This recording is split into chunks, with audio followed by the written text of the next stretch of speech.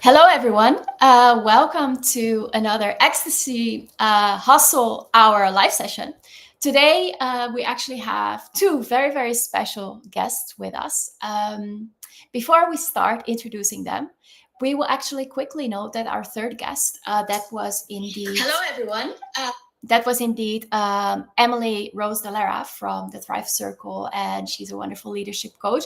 Unfortunately, she is a little bit ill today, quite ill, I must say. So we have to miss her wonderful presence. But nonetheless, we still have basically two wonderful event organizers, female empowerers, and I think I could also potentially qualify myself as such. So we still have three wonderful, hopefully, people in this very room, and we're going to speak a little bit today, indeed, about events, right? How to maximize your rate on investment if you're actually deciding to attend an event. And we have actually Lorena here today with us. She is the founder of Furt'Her. And we will hear a little bit more about that later. And indeed, we have also Aizenat with us here today. She is actually the founder of Web3 Kyrgyzstan, and she is also a trainee at Labs. And myself, I am Alex, and I'm the founder and CEO of Labs, which is a free and open access networking solution for Web3 professionals and indeed events, Web3 friends across the globe. And maybe I should mention here as well is that I'm an advisor to BlockStart Scotland, which is basically the biggest Web3 event happening in Scotland in a couple of weeks from now. Now, before we actually start, I would like to just give the word for a second to both Lorena and Aizenat, and thank you both for making it. Thank you, Alexandra. It's a pleasure to be here today, and I'm very happy to talk about events and Web3 events with you, and it totally makes sense that we are together here to talk about it. So thank you for the invitation.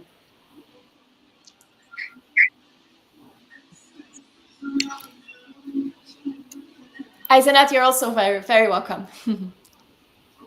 Thank you, Alexandra, for inviting. I'm really glad to be here. Thank you all for joining.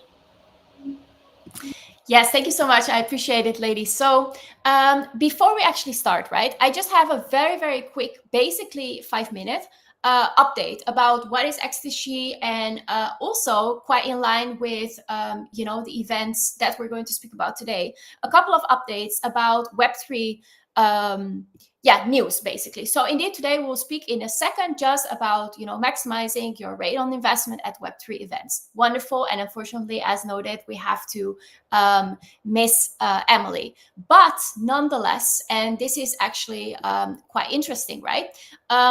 What we can say actually is that you're very, very happy and indeed happily welcome to join your thoughts about, which aspect of Web3 events do you find most valuable? Networking, connecting with booths, maybe joining after parties and whatnot. Also, anyone who is watching, please share your one tip for making the most out of a Web3 conference, right? You can do that in the chat or elsewhere once, when we will start to open the Q&A session. And you're also very, very welcome to share in the comments on X or indeed on LinkedIn other thoughts or tips or questions that you would already like to share at this point. Now, having said that, what is quite interesting to note in terms of events is that we've just partnered up with the Blockchain Futurist Conference that is happening in August in Toronto, Canada. And why am I mentioning this? Well, because we have a wonderful ticket giveaway. We can still give away a couple of tickets until tomorrow, fundamentally. So if you're based out of Canada or you want to travel there in August, please let us know. And what is quite cool is that there's also at the same time ETH Toronto and indeed ETH Women, which are both basically hackathons happening there at the very, very same time. So if you want to go there for free, let us know and we're happy to provide you with a ticket. Actually, the same really applies to Chain Reaction happening in September in Baku, Azerbaijan.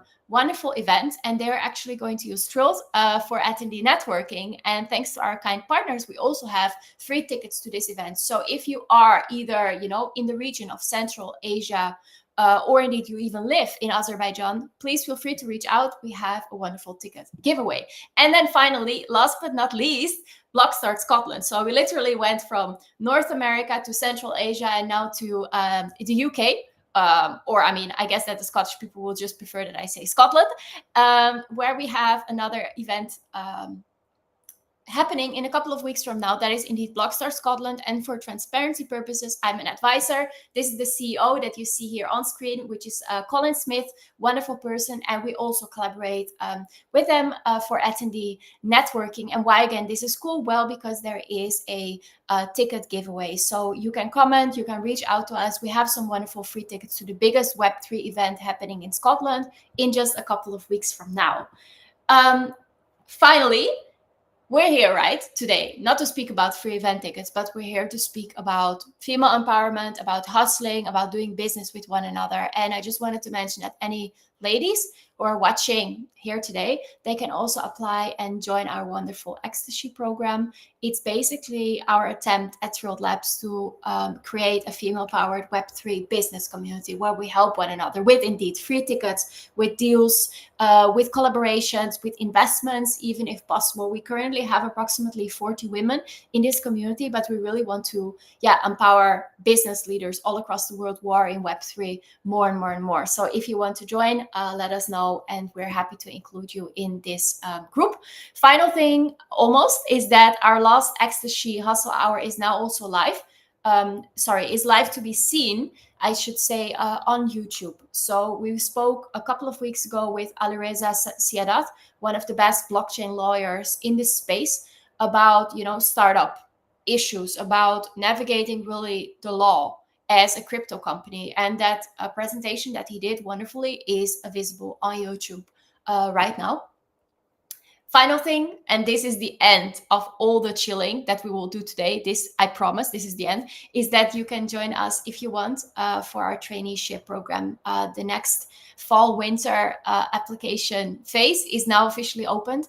So honestly, if you're a student or a young professional and you're really interested in Web3, and especially in the business side of Web3, I can very much recommend you to actually, join us. Because, and why am I mentioning this? Because you can see here on the picture, actually, that there are wonderful people already on board, including Eisenot herself. There's Kendall, there's Paulina, there is Regina, and also Asel, who was a prior trainee and is now actually holding an official role within Throat. So we really try to onboard people also, more profoundly, I should say, after the traineeship. Having said that, enough chilling, I would say. I would say that it's time to introduce our wonderful guests. So let me put you back on screen and then stop talking very, very soon. So first of all, about Lorena, actually. Lorena, you are, if I'm not mistaken, the founder of Furt'Her. You also self-qualify as a mental health advocate, which I think is really, really interesting in terms of topics that we will speak about. You're also oftentimes a keynote speaker. If I'm not mistaken, you are very passionate about entrepreneurship and indeed empowering society. You have a really interesting background, all the way from hotel management to the legal industry, and now everything about emerging tech, right? Not only regarding Web3, but also AI, and you even advise businesses and whatnot. And I hope that we hear also a little bit more about that later. You're also hosting quite a lot of events, including 2 this week, even if I'm not mistaken. So welcome. Thank you, Alexandra. Yes, indeed, all what you mentioned is what I'm doing and what I've been doing as well. So it's a great path. And what is really interesting is that through the different position I could hold, I learned a lot that is being useful today. So, for example, in the hotel management, I was a sales manager and I was attending events and networking. So I was already developing those skills that today are very important in the entrepreneurship journey. So yes, everything is coming together, and it's very interesting to be able to jump from one to another job and position and learn and gather all those skills. That is wonderful. Thank you for this lovely addition to the wonderful intro and about your background. I think it's sincerely very, very interesting. So let me actually circle back to a second to Eisenot, and then we can start. So Eisenot, you're also very, very welcome. I think it's really, really interesting that you're not only a trainee, a wonderful trainee at Furt'Her Labs, but that you're actually also the initiator and the founder of Web3 Kyrgyzstan. And Also quite notable, you've been trading crypto, right, since 2020 already. So that's 4 years now. Also quite successfully, if I'm not mistaken. And alongside all of that, you're also a mentor at We in Crypto. And that is basically a special community for empowering women in the crypto space. Once more, in terms of this topic here today, what I think is quite interesting is that you are also successfully, I must say, because I know this, you've been hosting rather successful meetups, both online as in Kyrgyzstan for the Web3 community, right? Trying to really improve knowledge exchange and really the flourishing of the very crypto and blockchain community in Kyrgyzstan. I would very much recommend everyone to also follow you. And yes, welcome, Aizenat. I will unmute you. Thank you very much for such a nice presentation. I'm really glad to be here. Yes, we have a community of 200 people together. They're all crypto enthusiasts or Web3 founders or investors. So we have all them together. And the main idea and the main mission of our platform is to create a space for Web3 professionals to be together and have a room network for collaborations and for mutual learning. So that's the goal of our community. Yeah, that's massive. Thank you so much, Aizenat. I appreciate you saying this. So what I actually suggest is that we kind of like move on, right, to the topics of our discussion today. Fundamentally, Lorena, Aizenat, and again, Emily unfortunately can't make it. What I think is really, really important to mention, and I think maybe the audience will be curious about that. Do you remember your first Web3 event? Like, when was it? Where were you? How did you feel? Maybe Lorena, would you like to hit it off? Sure, I can start. It's a funny story. I was being interviewed by a local newspaper, economical local newspaper, and about trading, but fiat trading.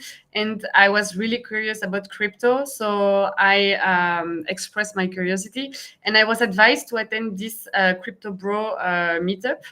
And I was told it was going to be a few men around a few beers and some pizzas. So I arrived very in a chill mindset, and I saw all those men, like a crowd of 100 person. It was mostly men, of course, but beers were there, of course, pizzas were there, but it was bigger than expected and a bit more intimidating than expected because it was the first one. But then it was very interesting in terms of knowledge and connection, and also the fact that I find, and I still find years later, this ecosystem very friendly. So this is something that helps a lot to navigate through the events and also to make connections. Yeah, that's very, very interesting. Aizenat, how was that? How was that for you? Do you remember your first crypto event? Maybe that you attended or organized even? I will just unmute you because there was some background music. Please go ahead. Basically, we didn't have a lot of crypto events here in Kyrgyzstan, unfortunately, and that was the main problem. But I have been on a few of them, and I really like the atmosphere because people are so to collab, and they're so enthusiastic about the technology and Web3. So the atmosphere was really, really, really friendly, and I was a little bit afraid that our meetups won't be like that. But as I see, like everything and so friendly, so I think it's about technology itself because anywhere in the world when I attend crypto events, they're all the same and they have this atmosphere and this vibe. So I think it's really original for Web3, something unique. Yes, thank you. I completely agree. Yes, I agree. I agree very much, Aizenat. And what you said about that, to an extent, they are quite similar around the world. I can quite relate to that. I remember personally, my first crypto event that I attended, it was a couple of years ago in Berlin. I was invited to sit at a panel and I was so nervous. And the funny thing is as well, is that I brought my mother to this event, right? Because I was really, starting to dip my toes in the industry, and I was so impressed with all the people and how wonderful they were. So I decided to actually bring my mother to this event from the Netherlands, and she was also like really into it, and it was actually wonderful. And people were like asking me like, "What? Do you bring your mother to a crypto event?" And I was like, "Yeah, she has to see it, like how cool the industry is." And yeah, in the end, the panel went fine. I remember being very, very nervous, but she was sitting at the front row and like encouraging me. It was really, really lovely. And yeah, that was kind of like my first crypto event. But I must say that I sometimes also felt a bit overwhelmed with the amount of clever people, all these devs, all these entrepreneurs, all these industry experts, and that over time is kind of like becoming better. But still, you can be feeling a bit overwhelmed, especially with all these clever people around you. Now, maybe, right, if we're speaking about events, if you're planning to attend an event, a conference, an event, maybe in your country or abroad, I wonder if you would like to speak maybe about how you would prepare for an event in advance, right? Because we're ultimately speaking about actual factual tips. How can we improve our rate on investment, especially if you buy an expensive ticket? But even if you get a free ticket, right, you ultimately want to get something out of it apart from human relationships and connections. Like, do you do something special, Lorena, to prepare yourself for an event? I think it's very important to take into consideration like the pre-organization of the event, like what you can do prior to go to the event, because it's not only about making connection at the event, but creating the opportunity to meet in person some people you have in your network online, but that you never met. So it's also something that you can advertise prior the event, that you will be attending that event, and making sure that you can already book some slots and some appointments in person at the event. So this is something that is quite interesting that can be done, and a good tip. Yes, that is very, very true. And I'm sorry, I don't mean to chill things here, but what you said about preparing and maybe setting up meetings, this is, I think, also quite where a networking app can become quite handy, like Thrilled. Yeah, Of sure. course, for the events we use it. But yes, I completely agree with you. Aizenat, I'm just going to unmute you once more. What is your, let's say, your big tip, and how do you prepare for Web3 events, either for attending or for hosting them? Basically, if you have really like good team, this is the goal of the community, and I think that this is the goal of Trail Labs, to connect people. And if you have this kind of team, then everything is going to be so easy and so simple.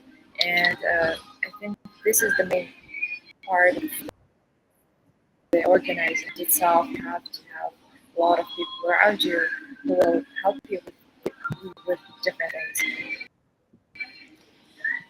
Yes, no, I And completely of course, got if you. I would, I would use Trail Labs, definitely. Thank you. I appreciate you saying that. That's very, very thoughtful of you. Yes, I think you're really right. Especially if you're organizing, right? A team is absolutely crucial, because you cannot pull off, especially if you're organizing a massive event by yourself and alone. And I think that kind of like brings us slowly to another question, right? Because we kind of tapped into this already. Like, let's say if you're going to an event, how to prepare, how to get the most out of it. But I would have liked primarily to perhaps ask this question to Emily, because she's an accredited leadership coach. But Lorena, you also are very, very passionate about mental health, right? How important for you personally, but maybe also for others, in terms of advice that you would maybe give as an experienced event attender and organizer, is really mindset when you are attending or organizing an event? Do you have something to share in this regard? Talk to me about mindset. Yes, I think it's really important to define your mindset before attending the event, so that when you are in the event, it's going flowly, and that you can optimize your return on investment.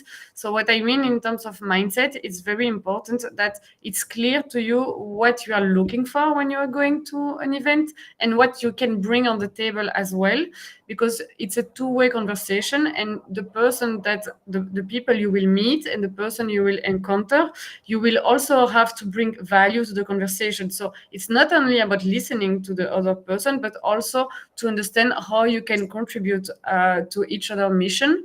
So it's very important to know what do you want that the person in front of you will remember of you. So you have to have your small pitch in your head about what are the keywords, what are the services, or what do you want that the person in front of you remember of you, and also what are you looking for, because this will help you in when you will try to break the ice with unknown person to start the conversation, and then like lead it where you need it, and maximize your return on investment. So mindset, it's really like to go for something that you're looking for and knowing what you can bring on the table as well.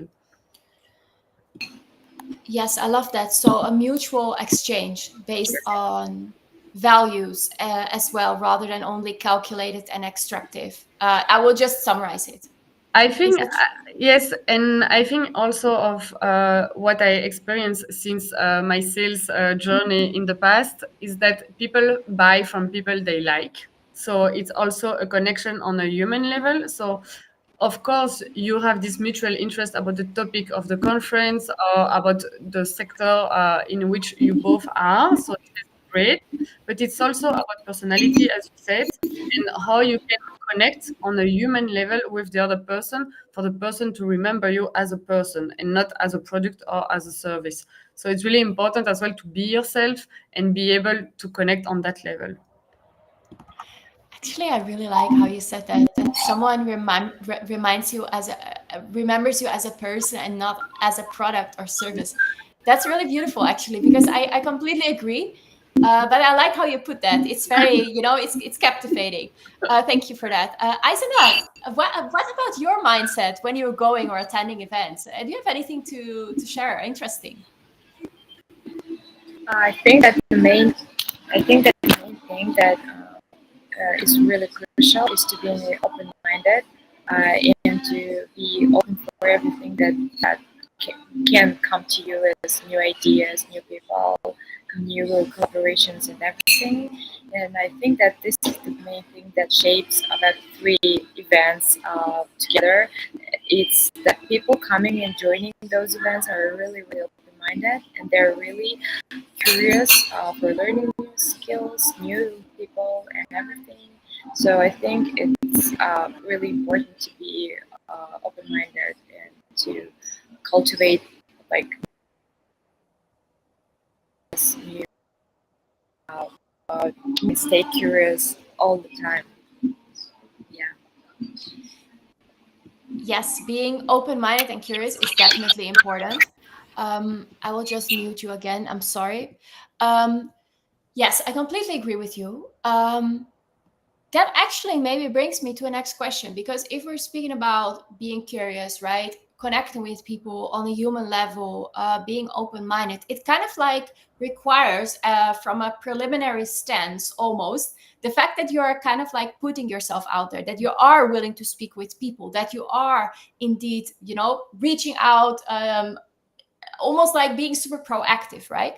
And I think that to an extent is quite needed. But what would you say? Because I think a lot of the people in this industry, including myself, even though you wouldn't necessarily consider that, are maybe by nature a bit more introvert. And maybe a lot of us, and I know this from people I speak with, also carry with them a little bit of social anxiety when they actually are going to an event. Now, Lorena, what would you say to people who are willing to do all these things that we kindly suggested, but maybe are quite nervous to engage at events? Do you have any tips? I think like it's the most simple thing, but it starts with a hi, hello. Like you can start in the queue of to get your coffee. You can start with the person sitting next to you. You can start just lower the pressure that you put on yourself for connecting with someone else, and just start to say hi to people. And that really breaks the ice in 2 seconds, and then you can start to engage the conversation. So it's really like to lower the pressure on how to break the ice. That is important. And I can see it as well. Sometimes I enter events and I have this high pressure. Okay, I have to meet so many people. I have to at least have so many converted partners, or whatever KPIs you can put on yourself. But if you put that much pressure, you don't dare to go to people. You're not sure if it's the right one. If it's not, just go for it. And like the goal also is to maximize the number of person you talk to, and to have like different opinions, to have different views, to have different level of person you encounter. So it's very important for me, like in an event, it's the place where you have the most chances to talk to a variety of person. So the goal also is to optimize that. It's not only like to spend your time with one person the entire event, but the fact that everyone is at the same place at the same time, it's a great opportunity to be able to catch up and to get to know different persons. That is wonderful. It's you got me actually at the very first sentence. It starts with the hi, and then actually, encouraging, being open, being in the coffee line. I completely in the bathroom. Sorry, this is a weird tip, but especially for women, the bathroom is also an great place to connect, right? If you're washing your hands, or of course not in the toilet itself, but like if you're washing your hands, etc. So yes, I completely can relate to that. I will just click this away, because at the same time that I'm talking, I'm also like moderating here the icons that everyone sees. So give me please a second. Eisenat, do you have something to add in this regard, in terms of what we just spoke about, social anxiety? Anxiety, right? Do you hear me? Yeah. Do you hear me? Yeah, I know some people from my colleagues that say like, I just want to meet like 100 people today at this event, and they just put these unbelievable and just very very difficult goals for themselves. And I think the anxiety is going to be there if you're just making kind of things for yourself really difficult. I think that you should set smaller goals and not be really not push yourself really hard. And if you're not in the mood to talk, you just don't. And it's for me, it's better to get talk rather than a lot of people just meet a lot of people. So I think that the main focus should be on your attitude. Yeah, it's really difficult to talk to a lot of people at the same time and remember everything they say. Yes, that is most definitely true. Okay, I thank you, Eisenat. I agree actually with you very, very much. I think that to a great extent, indeed, the quantity of people that you're meeting with is not necessarily that important. But on the other hand, there's also a way of preventing that for 3 hours you're speaking with that same person. And it can happen because there's so many interesting people. Sometimes you come across someone, right? And you just want to know everything, not only what they're building, but about their life history almost, because they're just so interesting, right? But then on the other hand, you have to be also a bit realistic and then move on again, which is kind of like a tricky balance. At times. Now, maybe that brings me to the next question, because indeed, if we're speaking about communication and communication strategies, right? You already said, Lorena, a tip for how to break the ice. It's actually just saying hello. What I would be quite curious with, what if this person, right, you're recognizing him, you just posted today a LinkedIn post about you seeing Vitalik on stage, right? Let's say you see him there. Would you approach him in the same way, or do you get like nervous? Like, how do you approach, let's say, big shots? Well, it depends if they have security guards. I'm not sure I'm going. That's the issue. But otherwise, if I am impressed by some people for X, Y, Z reason, um, what there is a different ways you could do it. You try to go through someone next to that person, and you start to introduce yourself, and you get closer. Otherwise, you can just go straight and ask. What I usually do is I introduce myself first, say just like to help myself to start the conversation, and then ask about the person. And I think it's if the person is there, is present, and is available in terms of, as I'm saying, Vitalik had some people around him, so it was not that easy to just go. But if the person is available in the environment, then I think it's you being impressed. Belongs to you. It's a feeling that belongs to you. So you have to consider that and make sure that you overcome that, and you go and talk to the person as if it's a normal person and that you are not impressed about anymore. So it's really about like overcoming your feeling of being impressed, and then like take your courage and go and talk to those persons that you wouldn't go like easily.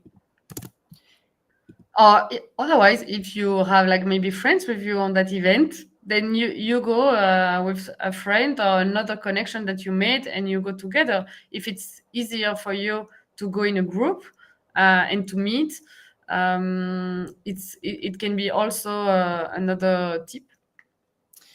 Yeah, this is actually these are really, really good tips. I think that what you said about, reaching out through a friend and of course checking the security, because that's really important as well. But what you also said, and I just put it on screen, right? About the feeling of you being impressed is a feeling belonging to you.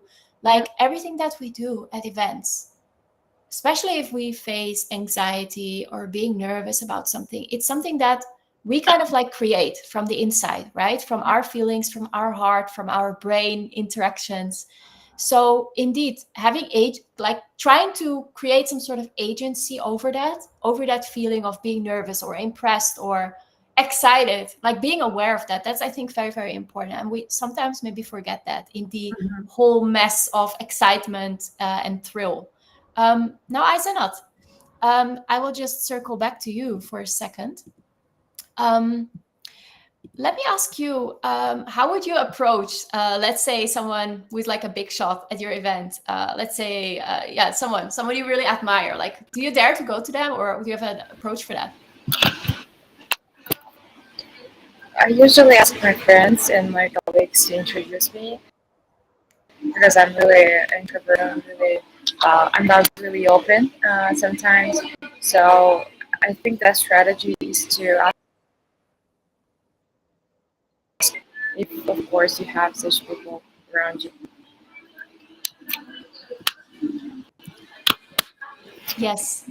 Thank you for sharing that. I think that oh, let me just mute you again. I think that is that's very on point. And I know actually that you are slightly more introvert. Hence, I'm even more proud that you're joining us today, because you're not only a wonderful event organizer, but you also, I know you bring a lot of knowledge to the table. So thank you as well for that. That maybe brings me to a next question, right? Because we have been speaking quite a lot about ourselves. And if I can just add one thing here from my perspective, is that like a lot of the results or rate on investments that we get from events, of course, also relate to other people. Let's say how other people are engaging with us, if they're nice to us. Maybe at sometimes they can be even rude to us. There's a couple of instances in my event attendance history where people are a little bit less pleasant. Now, I would actually ask you to keep it rather still positive. Let's say you come across someone and they just keep talking and talking and talking, because we can all tend to be like that, right? What is your, like, let's say, one tip to not get away, but kind of like to bend the conversation into the right direction, or do something else. Maybe Lorena, do you have something to share? Maybe an experience? It's true that those situations happen, so we experiment them. It's not always easy to get out without being rude. So I'm also a very kind and sensitive person, so I don't tend to just leave the conversation. But I think that, as you mentioned earlier, the point as well of those events is to connect and network with many people. So it's not to stick with one person. So you can mention to that person that it was very nice. I think the goal is like to thank the person and say, okay, I would like to continue to get to know different person here present. It was nice to meet you. Let's keep in touch. You share your contact details, you show your interest, and you close the conversation being honest and saying that you would like to continue to get to know other people. But I think that when you show that you have an interest and that you are okay to exchange, you're not just leaving saying, okay, it's enough. You have talked enough. I'm a bit tired and I just want to go get a drink, not even talk to someone else. But you close it in a proper way, and I think that helps. Yes, I was just imagining this. Yeah, thank you for saying that. Before I react to that, maybe Aisenat, do you have a special tip for us in this regard? And I will just unmute you. Sorry for the background noise. Yeah, go ahead. No, I usually do the same. I offer to continue the conversation and follow together social medias, and that's it. Let's keep in touch. Yeah, in order not to be rude. Okay, that's lovely. Thank you for adding that to the table. Let me just switch this off again. All right. So I think personally, what I tend to do is that yeah, I have to improve this personally, because I like to be, like, let's say, nice, and I'm always like scared to be rude or something. But I have to say that now that I'm becoming a bit more experienced in attending events, like I've been maybe to 20 so far over the last 1 or 2 years. Like, we're going to a lot of events with World Labs. I do actually manage to scope out better at times people who are maybe a little bit less relevant. So I don't necessarily end up these days quite often in these situations, because I managed to see that a bit earlier, and then maybe just move ahead with, I have to go to the bathroom, or please excuse me, I would like to get a drink from the bar or something. So yeah, I can completely relate to that. Now, actually, there's also something else, right?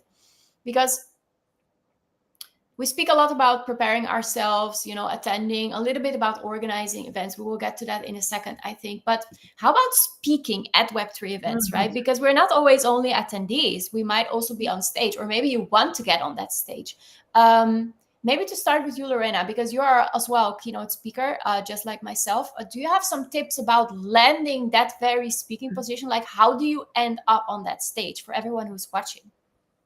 Well, what's funny is that I get them when I am present at those events. So it's really about network, and those opportunities arise on the events itself, not for the speaking at the event, but you make the connection that will hire you or propose you that speaking slot for the future events at those events, because the event organizer are present on the events. So this is where you can meet them directly, because either you have your LinkedIn or socials very active, and you are known as a person, a reference in the sector, and then you are called to be a speaker. So you have either the online presence or the fact that you are in person, very active as well on the events, and that you build your credibility. So, and you build your network.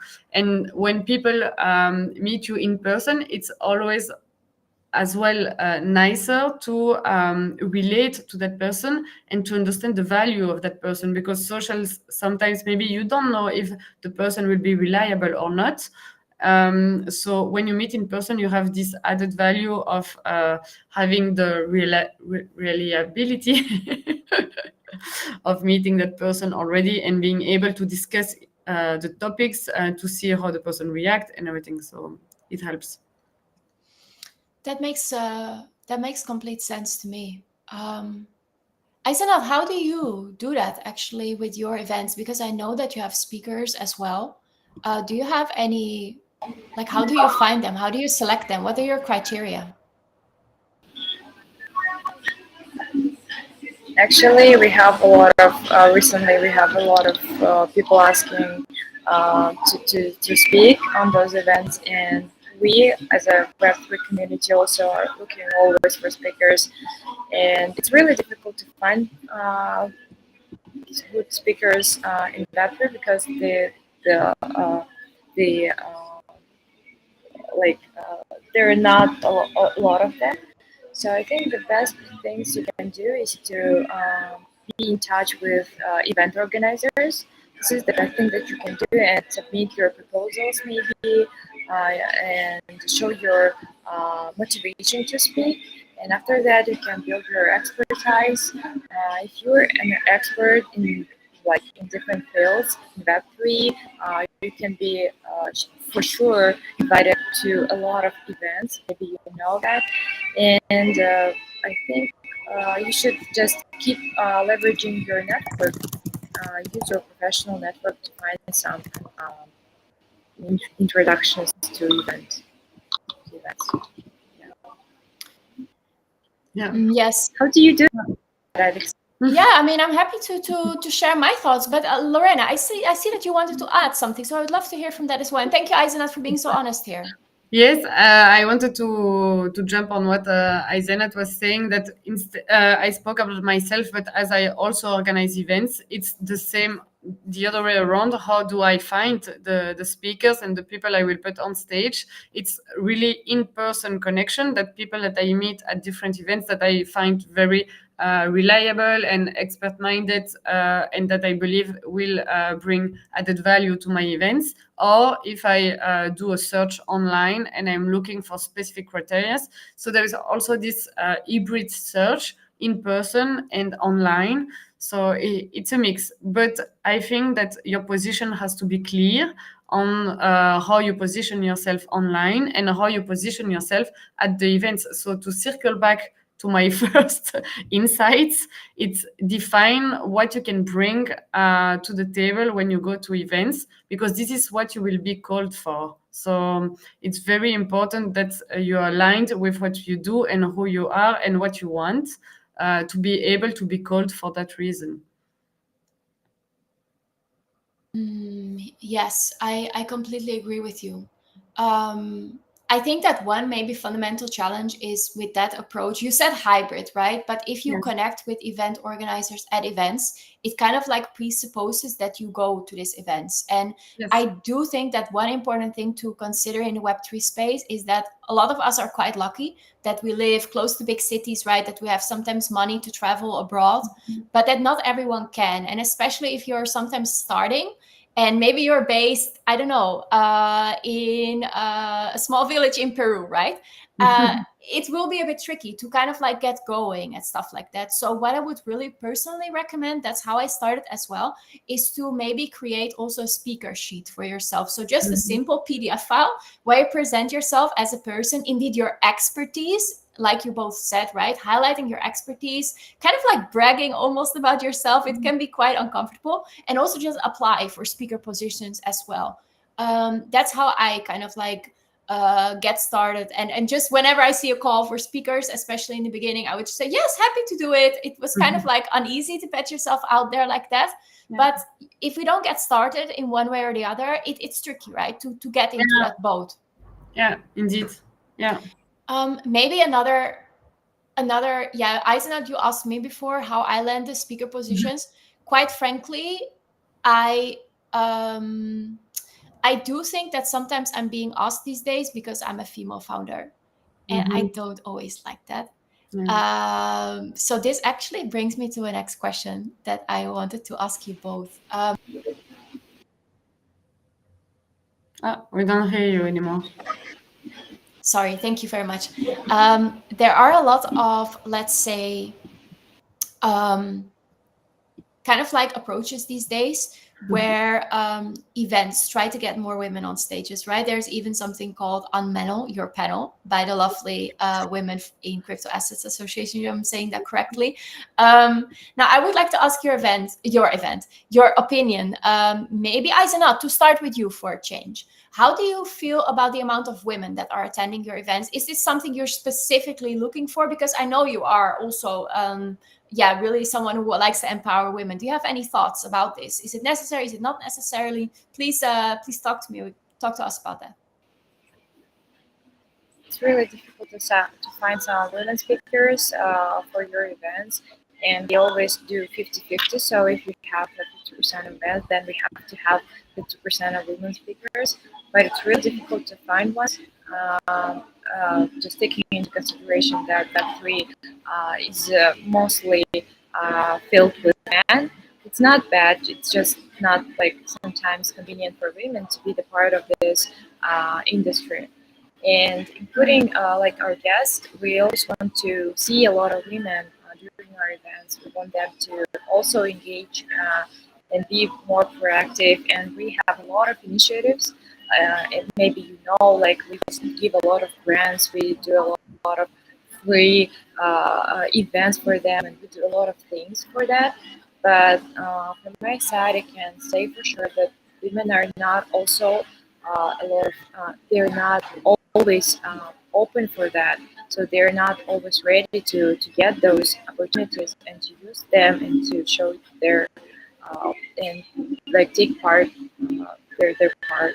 So this is like the problem from both sides, from the side of organizers and from the side of women itself. So it should be maybe solved in both ways. That makes complete sense.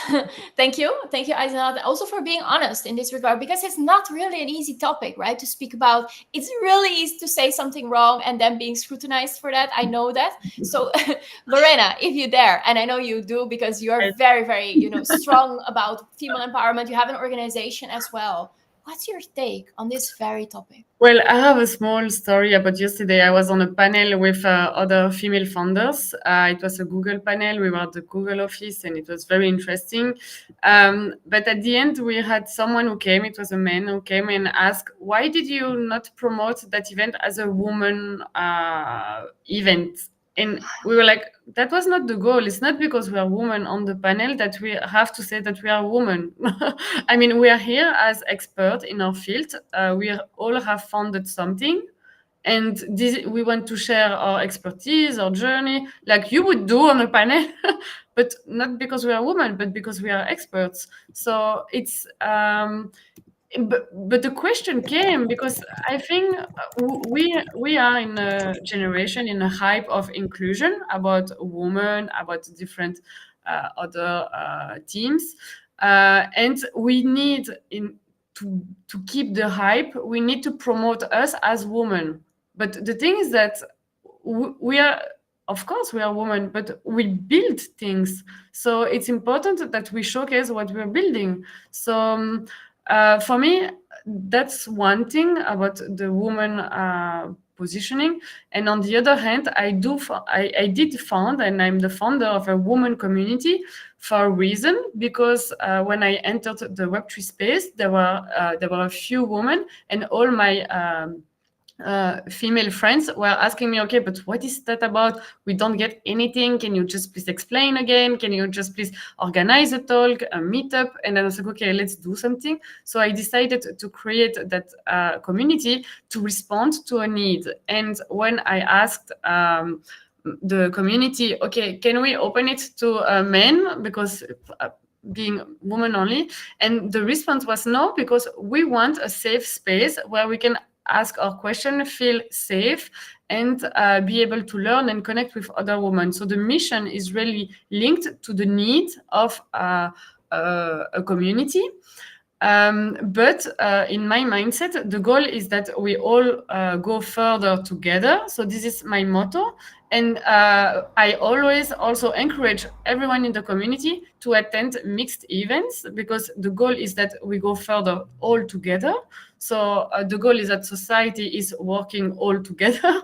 So for me, inclusion is being able to work all together and to build all together. The fact that I would like to onboard more women and give them the tools and the resources to be more inspired, more informed, and create a network, that's a mission. But on the global scale, the goal is that everyone feel that they have their own position in that space, and that they can enter and build with everyone else and be confident. So it's to give that confidence that I'm building that community for them to transition to the space fully. So, but yes, I think it's a hype, the women's inclusion. And sometimes we tend to forget that we are not only women, but also founders, builders, experts. So that has to come also on top of our credentials. I love that you're saying that. I've been quoting you whilst you were, I've been putting the quotes here on screen because you have really a talent for one-liners, I must say. We can add that to your credentials, like one-liner generator. No, it's really good, actually. And I would actually go even a little bit further, right? That we're not only there, yes, we're women, but, we should attend, mixed events. Ideally, we're there because we're, experts, we're enthusiasts. We should be on that stage because we bring value, because we're building.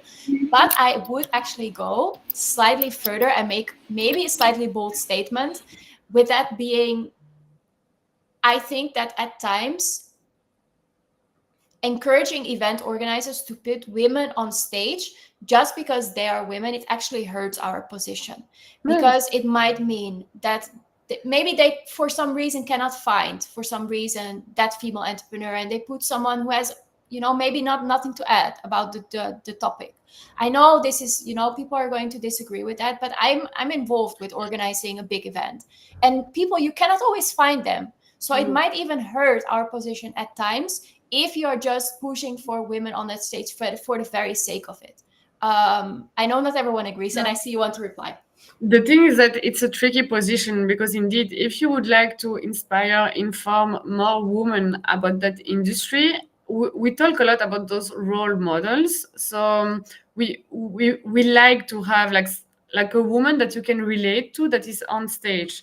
So the goal to find those women that will inspire others, the goal itself is nice. But as you said, if you don't find that, what do we do? Because the intention is good. It's just that when it becomes like a criteria, a must criteria, and in the end you take someone that does not relate to your topic, but just to have, but then when it's becoming like this, it's losing a bit its first intention and first sense, because the intention is not anymore to inspire, but just to have a woman on the panel. So I think that's another one-liner. If we go away from the intention of inspiring other women with women, that's, I think, the essence. And we just put women for the sake of having women on a panel, then we are wrong, I think. I completely agree with you. First of all, I'm just quickly mentioning here that Aizenat dropped out for a second because she has some issue with her Wi-Fi, but she's rejoining in a second. I completely agree with everything that you said. One final thing that I would like to end from this perspective is that we shouldn't only speak about, what do the event organizers do, but ultimately those who are paying for the speaker positions. Because unfortunately, in the event industry, most of the people who are on stage, especially at the bigger, more commercial events, are on stage because the company that they're associated with has bought a speaker position, right? Or a booth and whatnot. So I think, in my opinion, that really, really often, if we have this type of movement, we should also look at those who are paying, ultimately, who are bringing in the money, because it's them who are deciding, am I putting, Lorenzo or Lorena? or am I putting Alex or Alexandra there? Yeah. So I do think it's really, really important to hold also those companies reliable and really accountable. It's oftentimes these companies who are writing those wonderful posts as in, yeah, we have so many women in our company, blah, blah, blah. And then they're paying for a booth, 20K, and who do they put on that stage? 3 men again. For whatever reason, right? So I do think that us as a Web3 community must also be aware of that we need to speak with those with the money as well. It's really important in my opinion. Yeah, that makes sense.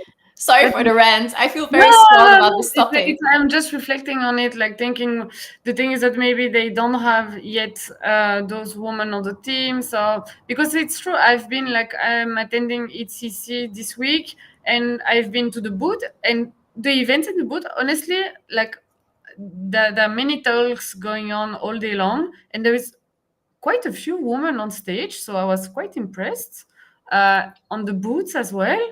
So but in the public not at all, but in the startups and on the stage there are quite a few women, so yeah, I was quite impressed by those companies having women present. Yeah, absolutely. Yeah, I agree with you. That actually brings me to saying one more time that if you want to win a free ticket to BlockStart Scotland, please let us know.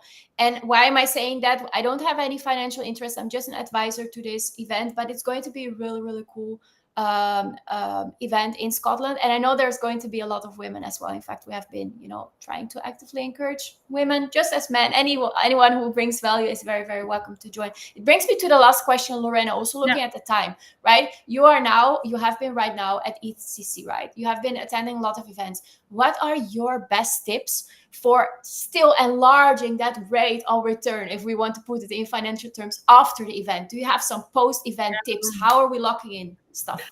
Honestly, since like also of my part in the sales career, the follow-up is very important, but the follow-up has to be done within a week, because otherwise it doesn't make sense anymore. I think it was an event I attended last year. Yes, it was Vivatech in Paris, and I had like many contacts. And I was like, okay, I will follow up. And then one day passed, a second, then a week, then a month. And then it's like, this is too late. So I just reached out to the few contacts that I knew I really wanted to keep in touch. But I even lost like the contact of the others. I didn't even remember where I had them. And I realized, okay, you have to be ready for the follow-up as well. You need to take time for that. And it's not something light, because you not only have to order all your contacts, your new contacts that you made, but also prepare your drafts, whatever you will send them, what you expect, what you would like to collaborate on, because depending on your services, and you may need them for a podcast, for a consultancy, for something else. So you also have to personalize your communication. So it's not only just like sending the same message to everyone. So this requires time. And as a follow-up, I strongly advise to do it in a time frame that is close, within a week or 10 days after the event, at least the first contact. And then, of course, depending on the type of collaboration, then you can reach out later for other things. But yeah. Thank you very much. It's nice that you actually put a good time frame on this, as in terms of tips based on your experience, and that the other one must be ready for it as well. True, very true. And again, another great one-liner. The other one must be ready to be followed up with as well. I do also feel that sometimes people are a bit overwhelmed, maybe a bit tired. So maybe better to slightly step away for a couple of days and then like touch base and scope out who are those, true one. Of course, everyone is a wonderful connection, don't get me wrong, but from a business perspective, right? Who do you actually want to continue working with? Eisenat, you dropped out for a bit because I know you had a bit of issues with your internet connection. Are you happy to join the party again for this last minute and add maybe your thoughts about what you do after an event? Like, how do you increase those business connections or follow up? I've heard that one of the tips, it's really good tip to take photo with the person you just met, just to have something in common and show it next time if you want to collaborate with him. And yeah, keep in touch and follow on social media. That's it. Thank you very much for adding that. I would perhaps personally, what would I personally add to this? I think that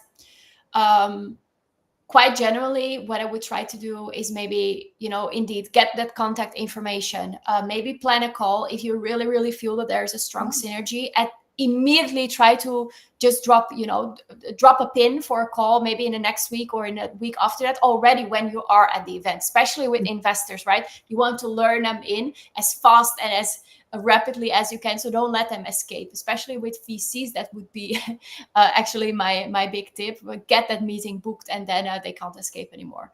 Having said that, I think that we are a little bit over time, so I would like to ask you one final quick question. Is there something, ladies, that you forgot to say that you think is really, really important? Maybe something that you thought, I should have added this later. A final tip from your end, or if not, maybe a call to action.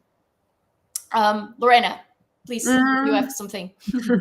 I would say enjoy, because it requires a lot of efforts and resources from yourself. Networking is not that easy, and it requires a lot of attention. You have to listen, you have to reply, you have to follow up. It's something that requires a lot.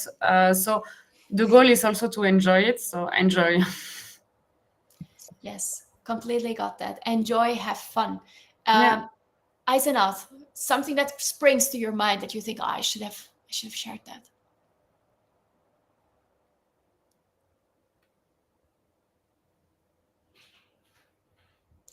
Wait, sorry, you are still muted. Please, excuse me. Please, could you say that again? Apologies. I said that. Yeah, like the same thing, like enjoy, because when you're organizing this kind of events, you just forget sometimes to listen to your speakers' presentations, and this is the most important thing that you have to do there, just to be there and forget about like organization and be as a guest, even if it is event that you're organizing. Yeah, that makes absolute sense. Enjoy it, have fun. What I will probably add, where is the panel? What I would probably add from my end is be thrilled. Like, indeed, be excited, have fun, but indeed also be thrilled. And use Thrilled Labs if you want to do networking with people. You can also use it even if an event is not an official networking partner. You can still use Thrilled to connect with business connections worldwide, or connect even with someone who is right next to you, right? You can scan each other's QR code, look at each other's profile, have all the business details in one place, and be thrilled. However, this was a little bit salesy. This was not planned, I can assure you, but right, we have to be a bit salesy at times. So ladies, I would like to very much thank you. I would recommend everyone who has been watching to actually connect with you, to reach out to you through your various QR codes. If you scan it, you can connect with you, Lorena, on LinkedIn, or indeed also with you, Eisenath. Definitely also, everyone, check out Web3 Kyrgyzstan, a wonderful community for people in Kyrgyzstan, but also beyond. I know that there's also some international people hopping in. And of course, everyone, check out Furt'Her, which is a wonderful ecosystem for Web3 interested women, and now also providing more and more consultancy for businesses in all things blockchain and AI, if I'm quoting you correctly, Lorena. Yeah, indeed. Thank you very much, Alexandra, for the invite. Of course. Thank you all so much, ladies, for having joined. And I would be happy to see everyone in approximately 2 weeks' time, where we have another wonderful EcstaSHE session. And we were going to speak about Web3 marketing, do's and don'ts, and how to hustle in terms of marketing. Thank you so much, ladies, for having joined, and for everyone who has been watching, and reach out to us if you want to chat business or just, have a normal, lovely chat. Thank you so much, everyone. Bye-bye.